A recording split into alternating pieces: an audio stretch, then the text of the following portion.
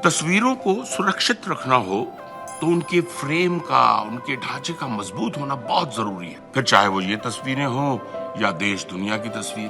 पिछले कुछ सालों में दुनिया ने क्या नहीं सहा, कोविड की महामारी, इकोनॉमिक स्लो डाउन और न जाने क्या क्या, पर दुनिया का हौसला नहीं टूटा, क्योंकि इस हौसले का ढांचा था देहरादून के अरविंद जी जैसे करोड़ों लोगों की मेहनत और उम्मीद।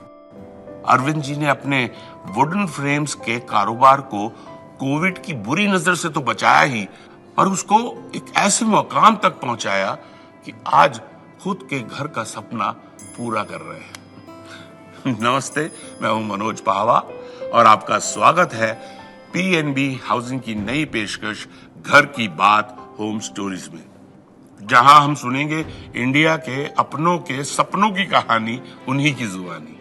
सर, मेरा नाम अरविंद है, अरविंद सिंह कंडारे, और मेरी फर्म का नाम है राठी फ्रेमर्स। इसमें बहुत सारी दिक्कत आती है। स्टार्टिंग में ये होता है कि आपके पास क्लाइंट्स नहीं होते हैं, आपको कोई जानता नहीं है, आपके पास कस्टमर नहीं है।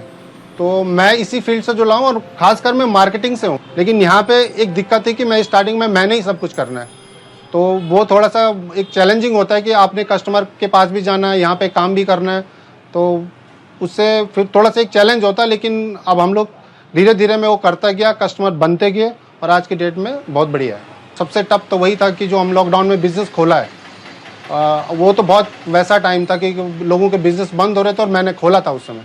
बहुत बड़ा फ़र्क होता है किराएदार और मकान मालिक में, क्योंकि किराएदार ये होता है कि वो चाहे कितना भी किराए पर रह ले, लेकिन वो दबके रहता है। जहाँ भी किराए पर रहेगा सुननी पड़ेगी मकान मालिक की, या किसी तरह की कोई गलती होगी, या हम लोगों का अपना बिजनेस है तो हम लोगों का टाइमिंग का कोई पता नहीं है। कभी हम लोग 11 बजे भी जा सकते हैं, हो सकता है हम 12-1 बजे भी यहाँ से जाएँ, क्योंकि अपना काम है, खुद का है, तो हम लोगों का टाइमिंग का कोई पता नहीं।